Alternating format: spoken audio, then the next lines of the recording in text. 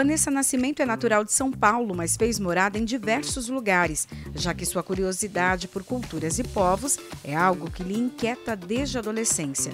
Formada em pedagogia, atuou em escolas bilíngues usando a literatura como ferramenta de aprendizado. Hoje, como escritora, dramaturga, roteirista e atriz, dedica-se a contar histórias sobre meninas que enfrentam o mundo com o objetivo de serem aceitas, sem se encaixar em moldes.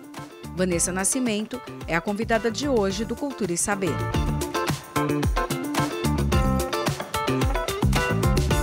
Vanessa, vamos falar um pouquinho então sobre a sua obra, Todas as Vidas de Tati. O que esse livro diz?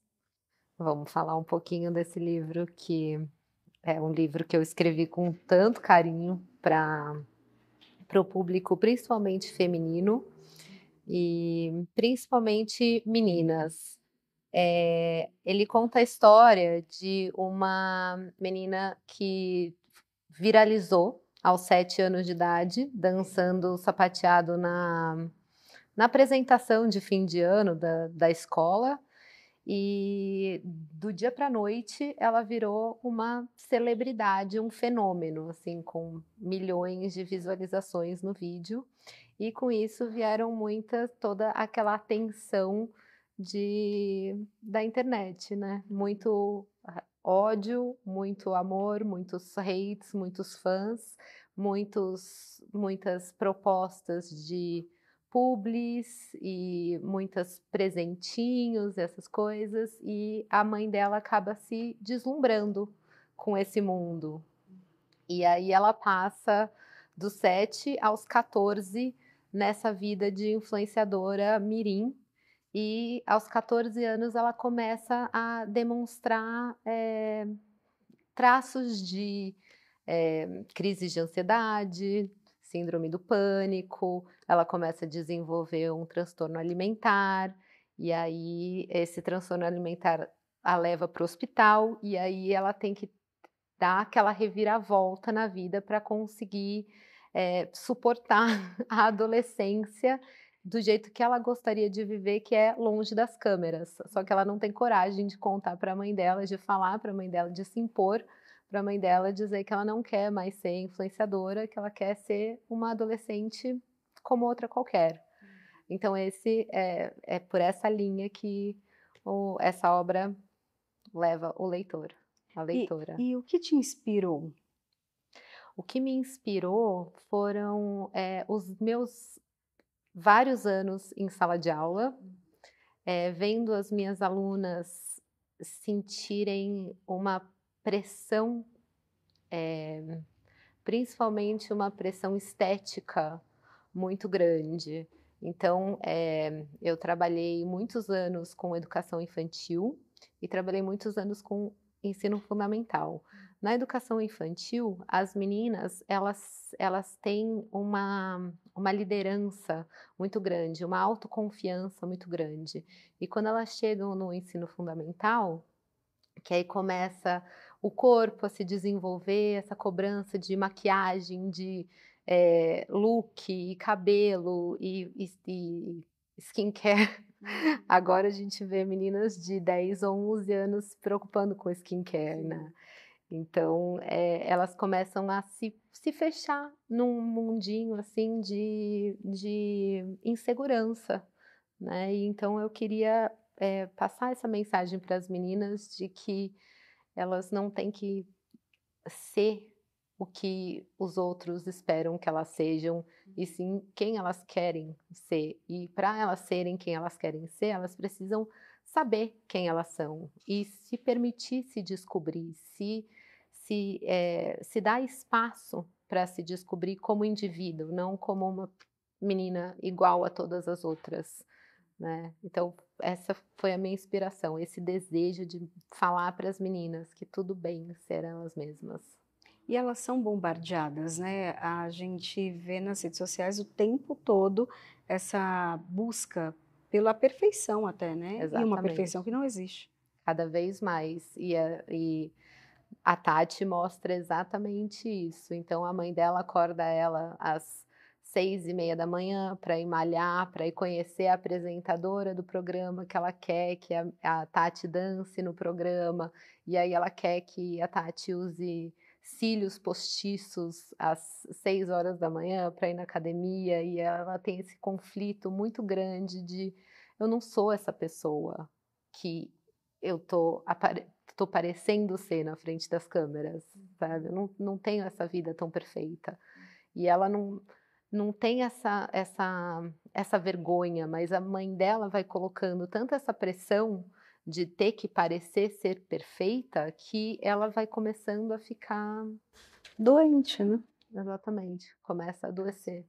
E você, dentro da sala de aula, também percebeu esse adoecimento? As crianças já com aquelas questões de ansiedade, alguns distúrbios até que não seria para aquela idade, né? Percebi muito, percebi tanto isso que eu acabei desistindo da sala de aula. Eu desisti da sala de aula muito por causa disso, porque eu estava vendo os meus alunos adoecerem e eu não podia fazer nada. Em sala de aula, não podia fazer nada por eles. E isso estava me adoecendo também. E daí quando você escreve, então, coloca tudo isso no livro, é uma forma também, aí é a forma de ajudá-los, foi a forma que você encontrou? Exatamente. É a forma de falar com eles, porque eu, enquanto professora, eu não podia passar por cima dos pais, porque eu até tenho um exemplo, uma vez uma aluna minha, ela chegou muito, eu tinha uma relação muito próxima com os alunos, principalmente com as alunas, porque eu me colocava muito no lugar delas, porque eu fui essa adolescente também que me cobrei demais esteticamente falando. E então eu era muito próxima a elas. Elas me contavam muitas coisas que aconteciam em casa. E certa vez uma aluna chegou muito cabisbaixa na sala de aula e eu perguntei para ela o que que aconteceu. Era uma aluna alegre, feliz. E ela falou: a minha mãe quer que eu depile o bigode, porque ela tá falando que eu tô ficando bigoduda, e ela quer que eu depile, ela quer me levar na depiladora, e eu não quero. Eu não me incomodo com o meu bigode. Tá tudo bem. E, e a mãe dela não deixava. E eu falei pra ela: se você não quer, você bate o pé. Você fala que o corpo é seu, que o rosto é seu, que você não vai depilar.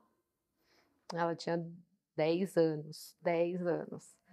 E ela chegou em casa, ela falou: olha, minha professora falou para eu não depilar. E aí a mãe dela foi reclamar na escola, porque eu não podia, como professora, passar por cima da autoridade da mãe, que a mãe tinha que saber o que era melhor para a filha. E fui chamada na sala da coordenação, engoli seco, falei: tudo bem, isso não vai mais acontecer. Voltei para a sala de aula e nesse dia eu olhei para as alunas e falei: um dia eu vou poder falar para elas que tudo bem. Elas, se elas não quiserem depilar o buço, elas não precisam.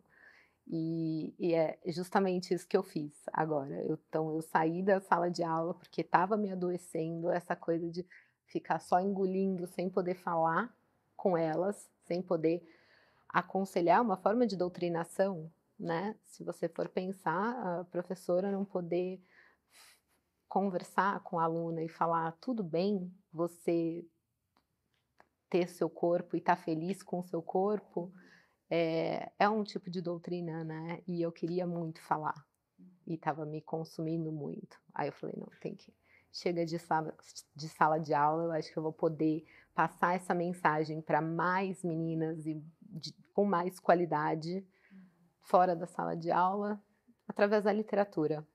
Uhum. E elas já tiveram acesso a esse material? Você Ainda conseguiu não. ter um feedback? Ainda não, ainda não. Muito pouco. A minha sobrinha começou a ler, mas a minha sobrinha ainda muito novinha. Ela acabou de fazer 11 anos e ela é bem imatura também. Então, ela não deu continuidade. Mas ainda estou tentando adentrar essa, porque é mais difícil também, né? Porque tem que passar pelas mães, e aí as mães têm que sugerir a leitura para a filha. Então eu ainda estou nesse caminho. Como o livro foi publicado em novembro, só faz pouco tempo, está recente, ainda estou caminhando em direção a O seu essas objetivo leituras. também é levar esse material para as escolas? Com certeza. Eu acho que todas as pessoas adultas que leram o livro me aconselharam a levar, sim, para as escolas. Últimos anos do ensino fundamental 2, primeiros anos do ensino médio, ou todos os anos do ensino médio, porque como trata de questões bem delicadas, eh eu sempre aconselho que esse livro seja lido pela adolescente, pelo adolescente e também pela mãe, também pelo pai, porque a ideia da obra é justamente promover o diálogo dentro de casa.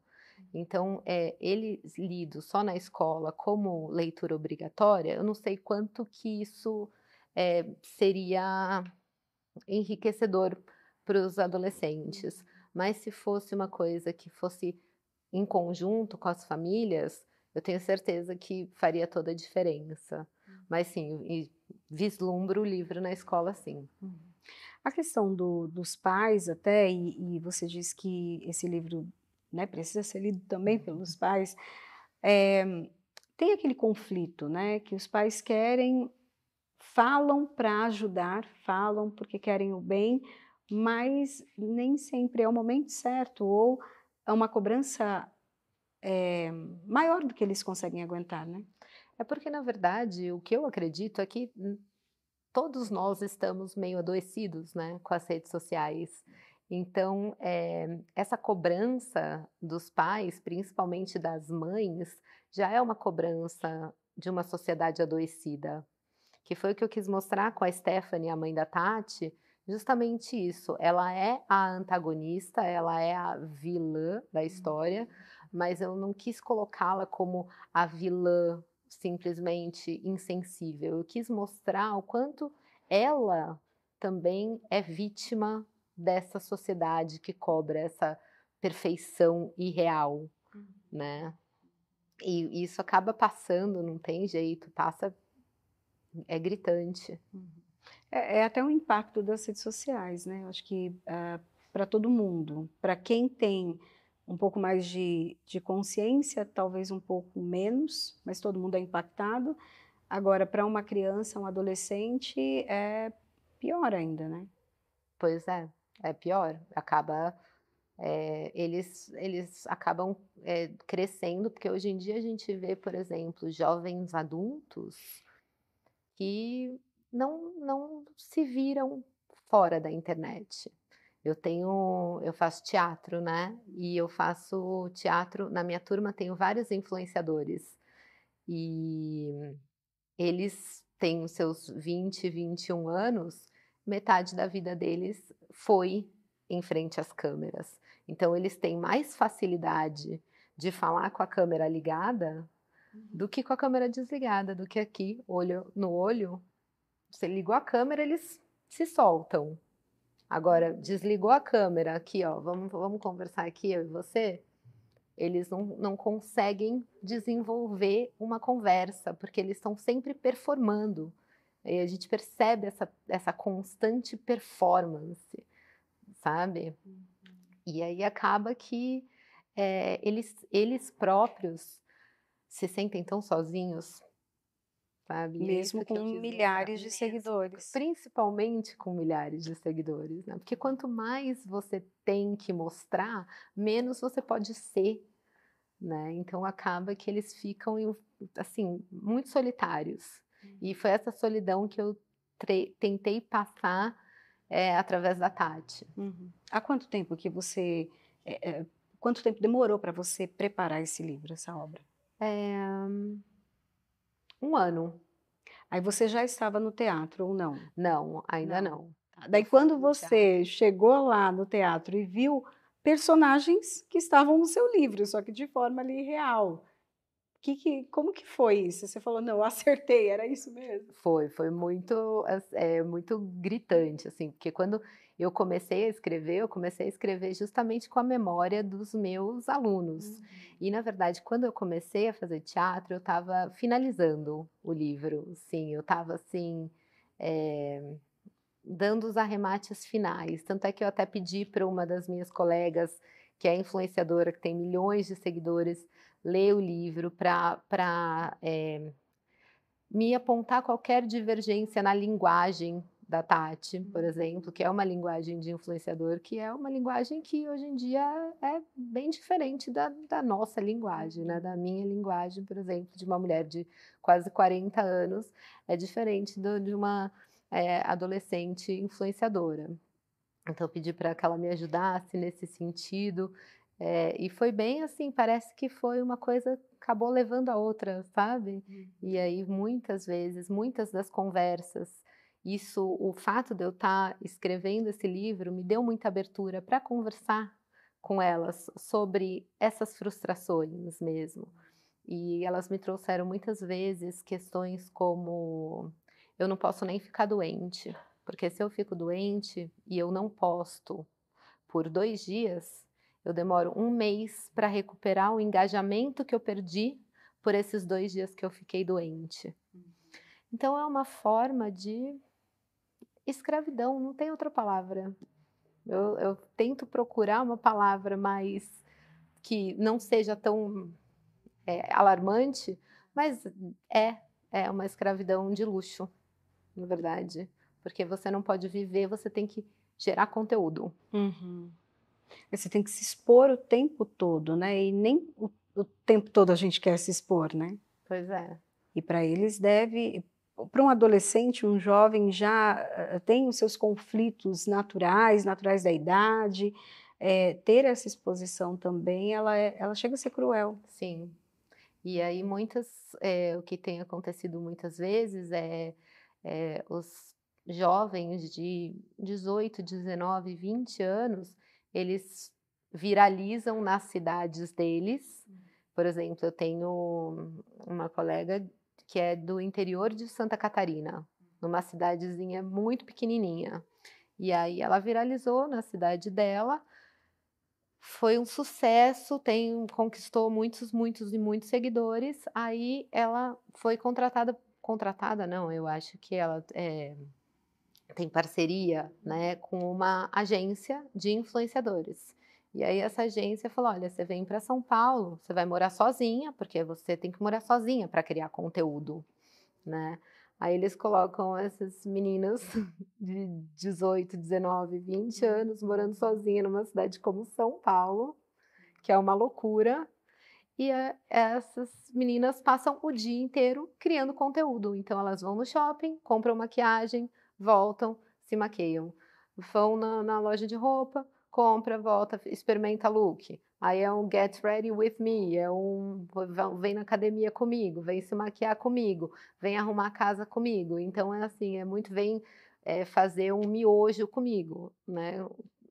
Tudo da vida delas. E aí, quem é o público delas são meninas de 13, 14, 15 anos que olham aquela vida e falam: "É essa a vida que eu quero. Eu quero morar sozinha, eu quero ir no shopping, eu quero ficar fazendo, eh, make, eu quero provar vários looks, é essa vida que eu quero". Então, cada vez mais a gente vê as meninas, eh, quando você pergunta: "O que que você quer ser quando crescer?", "Eu quero ser influenciadora, eu quero ser youtuber", né. Quantas vezes a gente já ouviu algumas crianças falando, "Não preciso estudar, eu vou ser youtuber". Aí é bem preocupante, né, bem preocupante, porque é uma exposição que eles não têm ainda a sensibilidade ou a maturidade, na verdade, para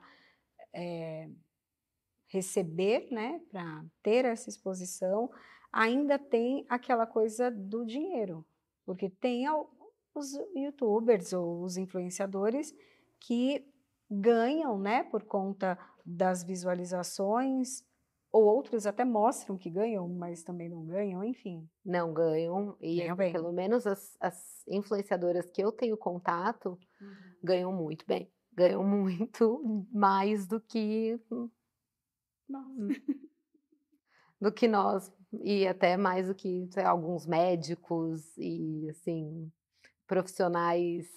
Que já tem um salário bem reconhecido, né? Exatamente. E as meninas que têm 19, 20 anos, né. E aí elas têm que comprar carro caro, porque na hora de filmar, elas têm que filmar o carro caro, aquele banco de couro caramelo, o teto solar. Então todas têm mais ou menos o mesmo carro, mais ou menos o mesmo preenchimento labial, a mesma sobrancelha. E aí, assim elas vão enriquecendo financeiramente e empobrecendo a alma. Uhum. O que você acha que isso pode levar a longo prazo? Porque nós temos essa coisa dos influenciadores, não tem tantos anos, né? Essa coisa mais ativa deles.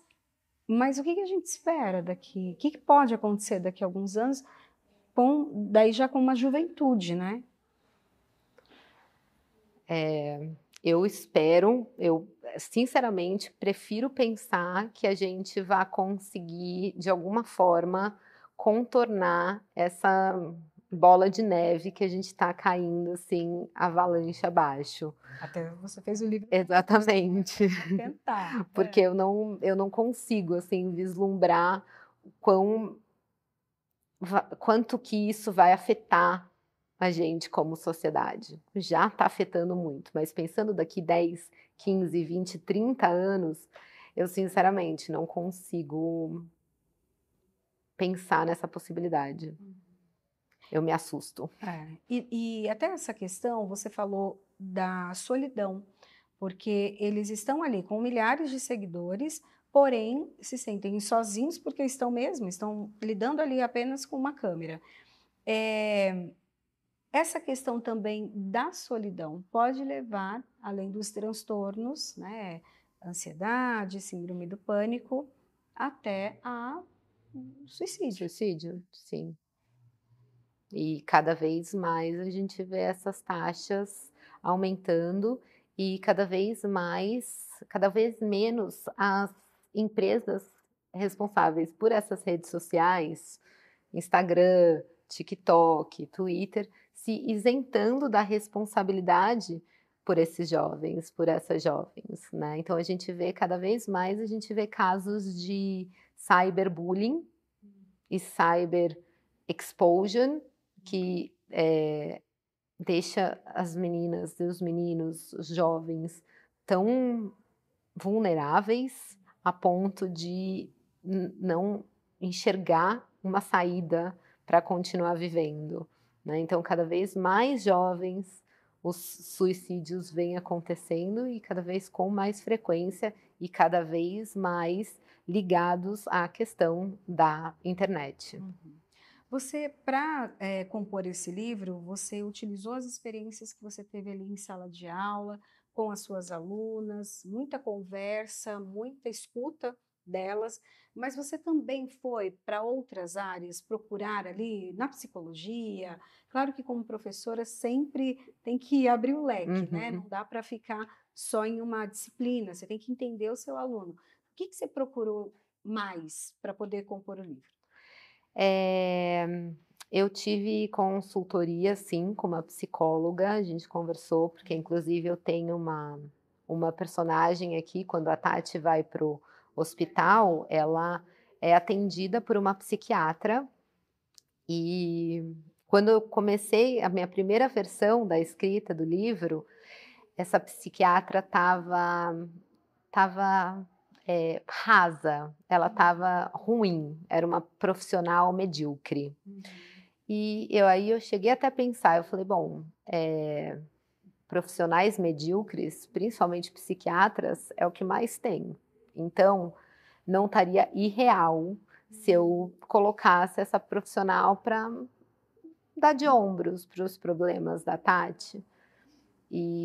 Mas aí depois eu falei, poxa, eu já coloquei ela em situações tão sofridas que eu queria dar para ela de presente uma profissional que acolhesse ela. Aí eu procurei uma ajuda de uma profissional da área para criar essa personagem comigo e me ajudar nessas questões psicológicas mesmo.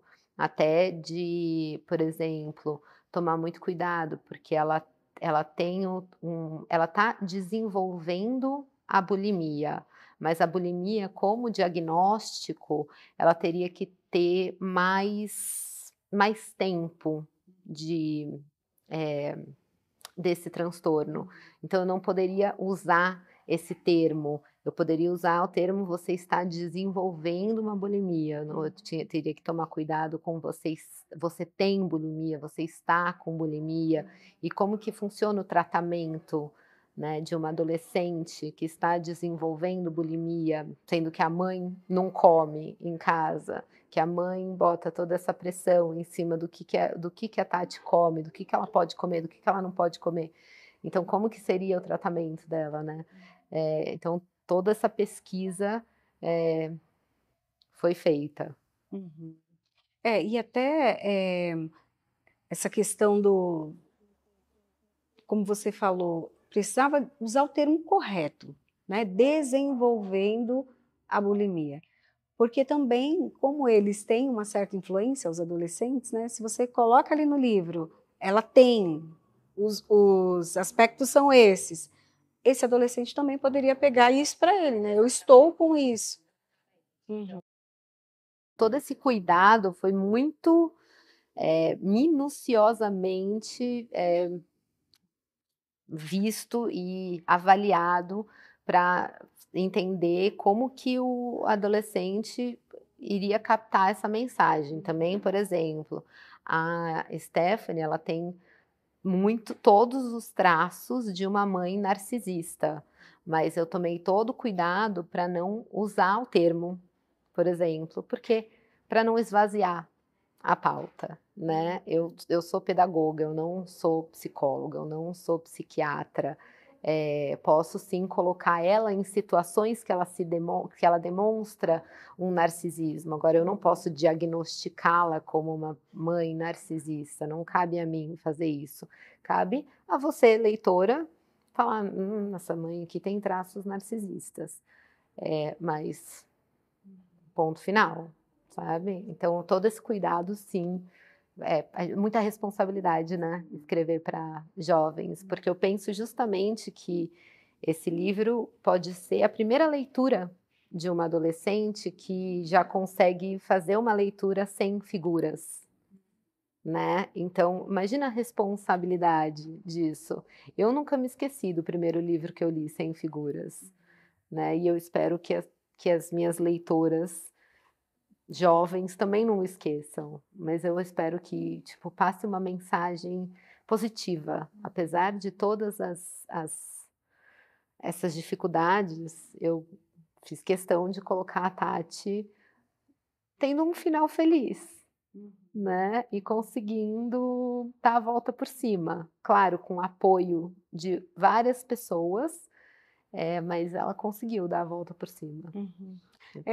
Você não é a especialista em outras áreas, né? Então, psicologia, psiquiatria, mas você deixa ali algumas dicas, ou pelo menos uma direção, para aquelas meninas que né, vão se identificar com a Tati, vão olhar e falar, estou passando algo semelhante, ou estou indo para esta direção, o que elas devem fazer, ou o que elas podem fazer?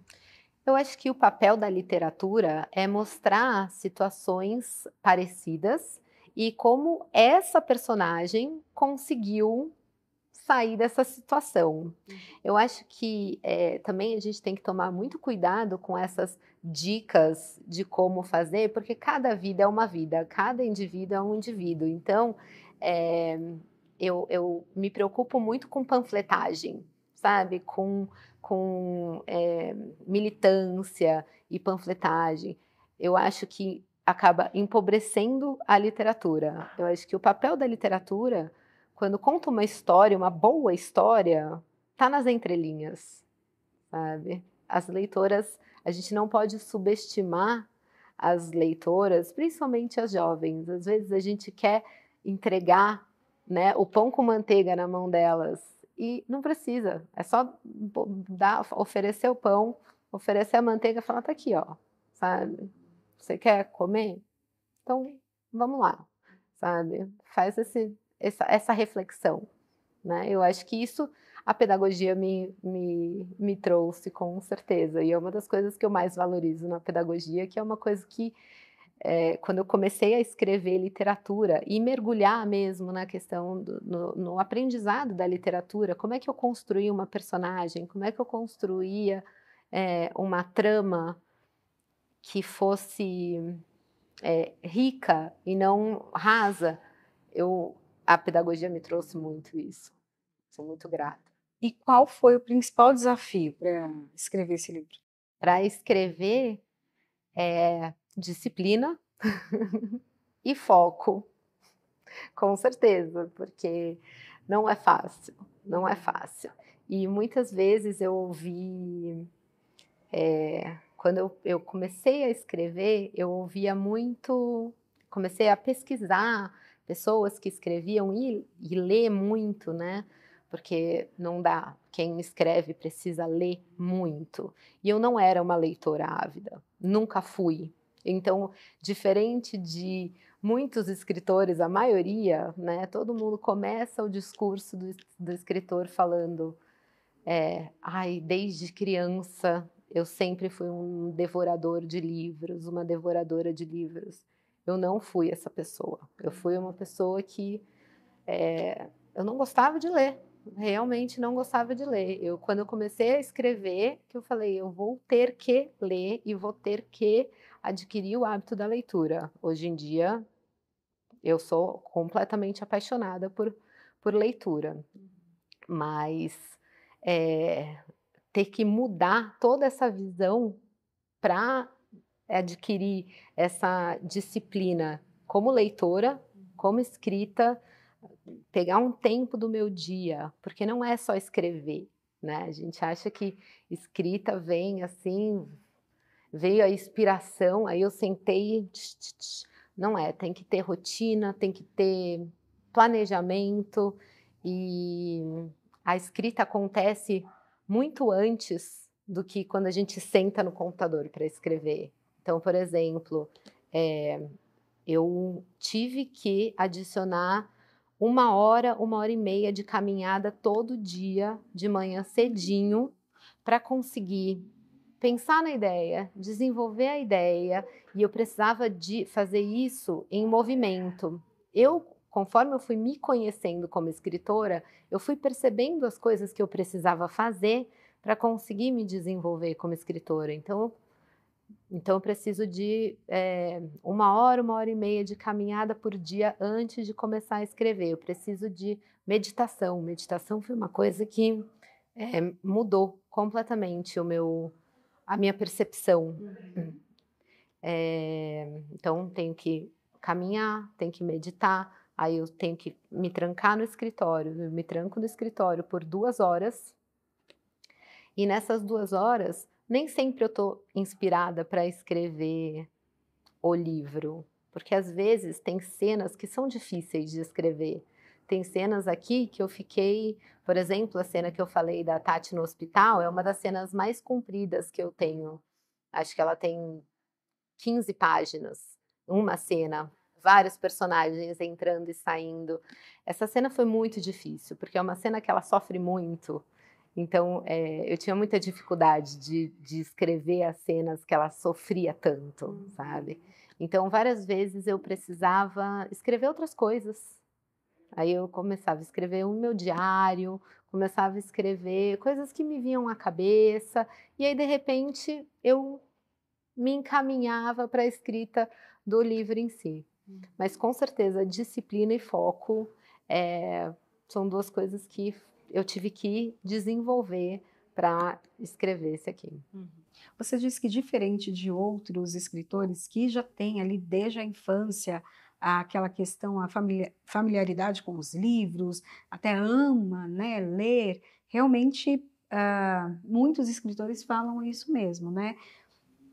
Isso quer dizer que pode inspirar até outras pessoas que querem escrever, que têm uma história boa, que tem algo já na cabeça, mas falam, não, eu não vou nem começar porque eu não tenho capacidade para isso. Eu passei anos achando que eu não poderia escrever porque eu não fui uma leitora na infância. E aí eu entrei num curso de literatura para mulheres, só focada em mulheres, chamada Escola de Escritoras. E a minha professora da Escola de Escritoras falou, tá, você não foi uma leitora, mas o que está te impedindo de ser agora? Então, assim, coloca uma rotina de leitura, adiciona a leitura à sua rotina de escrita, que isso vai fazer parte da sua escrita, isso vai te desenvolver como escritora hoje, a partir de agora. Não, eu nunca fui uma boa aluna, nunca fui uma aluna estudiosa, uma aluna que estava sempre na frente ali, tirando notas boas. Sempre fui da turma do fundão, que não queria saber de nada, sabe? Que hoje em dia se arrepende. Eu me arrependo muito de não ter estudado, sabe? Mais naquela época. Mas eu estou estudando hoje. E é isso que importa, na verdade, né? E a questão da crítica dos outros, né? O que os outros vão pensar, como é colocar ali aquilo que você entende como essencial para a vida das pessoas, e você está dando dicas aí em relação a isso, né? Não dicas, mas está expondo realidades em relação ao feedback. O que as pessoas vão pensar disso? Eu acho que esse foi o principal motivo que me impediu de escrever assim no primeiro momento. Quando eu comecei a querer escrever, eu escrevi, inclusive eu escrevi um livro inteiro que está engavetado, que eu não tive coragem de mostrar para ninguém ainda. Então passo por isso ainda. Mas em relação aí eu engavetei aquele, eu falei, não, esse aqui é um tema muito delicado ainda para eu me mostrar, assim.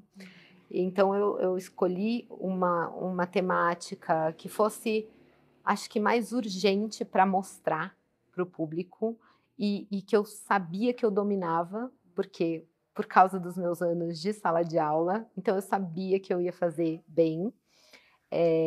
Não mostrei logo de cara, passou por leitura crítica. A leitura crítica foi bem crítica, voltou o livro. O livro estava todo escrito em primeira pessoa, no passado, em forma de diário. Ela falou, não funciona, sabe? Joga fora e começa de novo. Faz de novo, tem que ser em terceira pessoa, no presente. Porque a gente precisa visualizar essas cenas, a gente precisa visualizar a Tati com a cabeça na privada, forçando um vômito. Isso é importante para a narrativa. E então eu mudei tudo depois da leitura crítica. E aí, na verdade, assim, são duas pessoas que eu realmente me importo com a opinião, que é da minha mãe e da minha mulher, da minha esposa. A minha mãe leu em 2 dias, falou, Van, eu amei, tá lindo, tá lindo. O livro é um infanto-juvenil, mas fazia tempo que eu, como uma mulher madura, não lia uma coisa tão tocante, tão que me envolvesse tanto na história. E a minha mulher falou também uma coisa bem parecida. Com essas duas opiniões, aí eu já, tipo, as críticas vão vir e tudo bem. Agora, esse livro, ele vai ter continuidade ou o que está preparado para a continuação dele? A ideia com esse livro quando eu comecei a escrever esse livro, eu estava fazendo curso de roteiro. E a ideia era escrever um roteiro. Só que, como eu vim da área da educação, não sou da área do audiovisual, não conheço ninguém da área do audiovisual, e essa área é uma área muito fechada, muito difícil de entrar, principalmente depois dos quase 40 que eu tenho agora, era muito difícil eu chegar com um roteiro e falar: lê meu roteiro, eu tenho uma série para você. E o roteiro precisa de muitas mãos também, né? Isso estava me frustrando muito. Aí eu falei: não, eu vou escrever um livro, porque a partir do livro eu vou conseguir ser lida e aí sim adentrar o audiovisual. O objetivo é levar essa história para a televisão, para o streaming, para o cinema, para a novela, não sei qual o formato exatamente, mas ele é escrito em forma de roteiro. Então, são 72 cenas que foi pensado justamente em forma de escaleta, em forma de roteiro mesmo, que eu só fiz a narrativa para a literatura. Mas essa é a ideia, tanto é que eu estou estudando agora atuação, direção no Célia Helena, para me desenvolver como diretora, para entrar num set e fazer um trabalho bem legal com isso aqui na TV. E daí, quando a pessoa termina um livro, ela já começa a pensar no outro. Então, por exemplo, a Tati, ela já está com mais idade agora, né? Tem outros desafios? Você já está pensando sobre isso ou ainda não? Você está degustando esse? Eu acho que é um pouco perigoso a gente pensar já na sequência, porque a gente vê isso com filmes e livros mesmo, quando tem sequência, que várias vezes eles acabam perdendo a qualidade, porque eles vão se esvaziando um pouco, né? Eu tenho sim essa vontade, eu deixei aberto para uma segunda escrita, mas talvez não com a perspectiva da Tati, talvez com a perspectiva da Nath, que é a prima da Tati, que a gente vai conhecer aqui.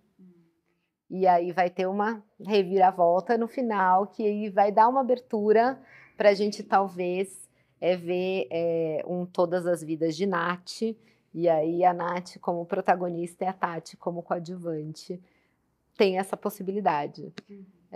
Mas, por enquanto, eu estou deixando... Eu quero ver como é que esse aqui vai ser recebido pelas leitoras, pelos leitores. E você já tem uma percepção até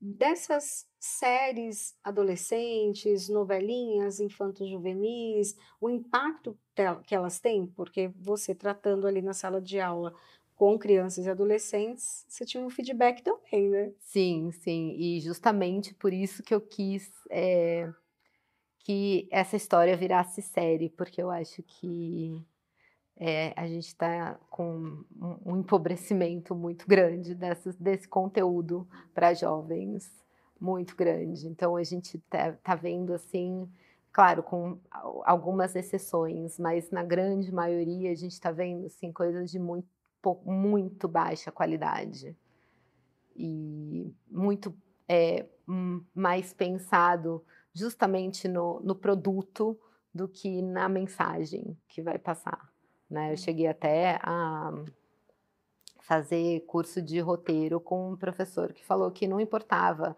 a mensagem, desde que fosse bonitinho, colorido e que chamasse a atenção das meninas, sabe? Então, assim, de novo aquele esvaziamento. E aí por isso justamente que eu quero ir para um streaming. Eu acho que principalmente para um streaming, porque eu quero atingir o maior número de meninas. E hoje em dia é a TV, é o Netflix, o Prime Video que tá todo mundo assistindo, né? E você já pensou em outros temas? Esse é o seu primeiro livro. Você já tem ideia de outros temas, não voltados a adolescente, mas em outras áreas? Sim, justamente o que eu falei que está engavetado, vai estar saindo da gaveta aos pouquinhos, e ele já é um tema bem mais pesado, ele trata sobre tráfico de pessoas, tráfico de mulheres, em que eu coloco essas mulheres num iate, traficadas, e aí elas vão sequestrar o iate, dominar para se defender desses abusadores. Então é um tema completamente diferente, um tema bem um suspense psicológico aí que vai sair. Você já tinha se imaginado escritora em algum momento? Nunca tinha me permitido expor isso. Agora, no meu interior, assim, no meu íntimo, sim. Sim. E eu lembro muito de eu falar, quando eu era adolescente, eu pensava, eu não gosto de ler, mas eu gosto muito de escrever. Só que eu nunca mostrava para ninguém o que eu escrevia, né? Então é aquela coisa do eu acho que tá bom, mas eu nunca vou mostrar para ninguém. Então eu nunca me permiti me considerar uma escritora. Eu fui me considerar escritora depois que eu estudei mesmo literatura, depois que eu fiz a escola de escritoras e me formei na escola de escritoras, tenho o certificado lá, escritora. Agora sim. O que é esse curso? É um curso de literatura mesmo, que vai Mas falar, é vai passar. graduação, não? Não, é um curso livre. É um curso livre, online, que dura 1 ano. E é só focado para mulheres, é um curso só para mulheres, chama Um Teto Todo Nosso, que é justamente que faz referência àquele livro da Virginia Woolf, Um Teto Todo Seu, que é justamente um espaço para mulheres se expressarem, porque nesse livro da Virginia Woolf, por exemplo, ela fala sobre as dificuldades. Por que as mulheres não escreviam naquela época, no início do século e até hoje, né? Por quê? Porque elas não têm espaço, porque tem filho, tem escola, tem um monte de coisa, não tem o apoio financeiro para fazer, né? Então, no Escola de Escritoras, ela proporciona esse espaço para a gente se desenvolver como escritoras femininas mesmo. Ela só usa referências femininas na escrita, e é um curso que me deu, que eles passam desafios também toda semana de escrita, e aí esses desafios têm um retorno. Esse livro aqui passou pela leitura crítica do grupo da Escola de Escritoras também, então tive todo esse respaldo de pessoas que eu confiava muito para falar, não, vai, tá. Você está no teatro. A ideia é transformar essa obra ali para um filme, né? Uma novela, série. E o teatro, e o palco? Já pensou de colocar ele no palco? Eu acho que essa história especificamente não cabe no palco, porque é uma história onde vou contar um pouquinho, um spoilerzinho, ela viaja ela é de São Paulo e ela viaja para passar as férias na casa da família materna em Caruaru. Então, em Caruaru, ela vai ter um contato com a natureza que ela nunca teve, ela vai ver um caju pela primeira vez, por exemplo, né? Que não seja na caixinha. Ela vai ter oportunidade de colocar os pés na grama, de brincar, coisa que ela nunca teve. Então, eu acho que para o palco, essa história não cabe, mas já estou escrevendo várias coisas para o palco. Então, você deu uma reviravolta na carreira. Sim, sim. De pedagoga agora para as artes. Agora literatura, roteiro, dramaturgia e atuação. Atuação é assim, eu tô muito mais na atuação para aprender a dirigir do que atuar em si. Agora, aprender a atuar, eu acho que faz um diretor muito melhor, né? Se colocar no lugar do ator, estar lá, em frente às câmeras, atuando, incorporando um personagem, faz um diretor muito melhor. E assim, é um enorme desafio para mim. Hoje à noite, por exemplo, eu tenho uma cena para apresentar, já estou assim, tenho cena para apresentar, sabe? Então é um desafio muito, muito grande, mas muito gostoso, que eu adoro, eu adoro. Eu sempre adorei, agora eu estou me permitindo viver isso, de verdade. E o que você pode até falar para quem está em casa, numa situação semelhante, de já ter ali uma carreira, viver ali o seu dia a dia, mas ter um sonho que estava engavetado, e às vezes até um livro engavetado, né? Sim, recomeçar é muito difícil, não é fácil, assim, principalmente depois de uma certa idade, né? Porque não que, nossa, eu falo uma certa idade, até parece, né, que eu tô uma velha, mas assim, depois de 15 anos de sala de aula, trabalhar em escola e dar aula era tudo que eu sabia. Eu fazia isso desde os 18 anos, eu não sabia fazer mais nada. E quando eu falei não quero mais, não quero mais, e eu pensei, e agora, o que que eu vou fazer? E aí eu comecei a me interessar pela literatura, pelo roteiro, pela dramaturgia.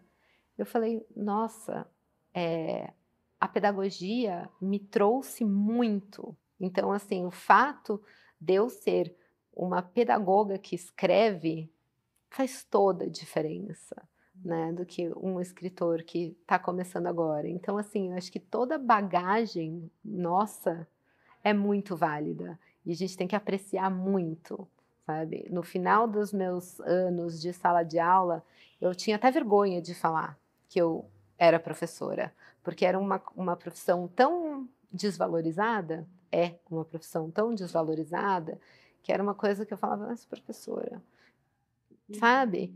E hoje não, hoje eu me orgulho muito de ter sido professora, de ter tido contato com esses alunos, de ter feito a diferença na vida desses mini seres, né, que eu chamava eles de mini seres.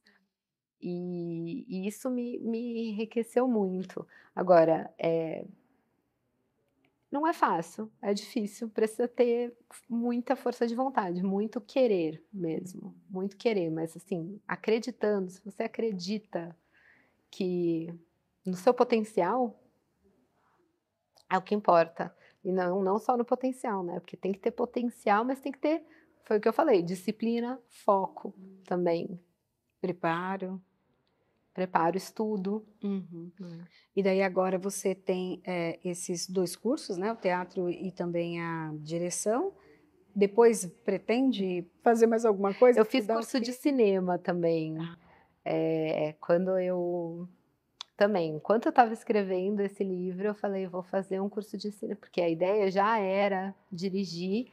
Eu fui para o curso de cinema. No curso de cinema, eu percebi que eu aprendi muito sobre iluminação, câmera, A som, parte técnica, a né? parte técnica muito. E me faltou muito a parte da direção de atores. E eu falei, eu quero dirigir uma adolescente de 14 anos que vai demonstrar distúrbios alimentares, distúrbios mentais.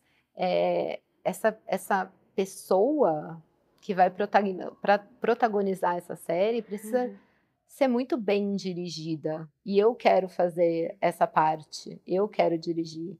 E aí eu fui pensar o que que eu preciso para dirigir atores, e aí eu cheguei à conclusão, conversando com muitas pessoas da área, que eu tinha que fazer um curso de teatro, mesmo que eu tinha que aprender a atuar para fazer isso. E então por isso que eu estou fazendo isso, mas eu fiz curso de cinema também, porque é todo um caminho que a gente trilha, está lá longe, mas a gente vai indo passinho, passinho, a gente vai chegando lá. Hoje aqui, por exemplo, é a minha primeira entrevista para a TV, então a gente vai indo. Vencendo, né, os Vencendo os obstáculos. obstáculos. E os próximos caminhos também desse livro para apresentação para o público? Feira do livro, Bienal, o que você está programando? Eu tenho a intenção de entrar nas escolas. Eu quero palestrar nas escolas. Quero falar cara a cara com os adolescentes, com as adolescentes, principalmente. Eu acho que esse é o caminho que eu estou planejando. Então, estamos pensando aí em semana literária, nas escolas, que a gente que eles convidam professoras, escritoras, para falar sobre o processo, sobre a escrita, sobre a obra, e assim conseguir chamar ao público os leitores. Bom, quero te agradecer, né, parabenizar e também dar a oportunidade para você deixar seus contatos onde a pessoa consegue comprar esse livro. Ah, muito obrigada. Todas as Vidas de Tati, tá na Amazon. Ele tem versão física e versão e-book também. Se você tem o Amazon Prime, dá para alugar no Kindle Unlimited. E vou deixar meu arroba também, é arroba vanascimento100, vanascimento 100, o número mesmo. Vocês me acham lá, estou postando todas as atualizações do livro e o feedback das pessoas que estão lendo mesmo agora. Ele está indo para várias influenciadoras literárias também, que estão comentando sobre o livro conforme elas vão lendo. Isso está sendo bem interessante para o livro e para a minha página também. Tá ótimo. Obrigada e parabéns. Muito obrigada.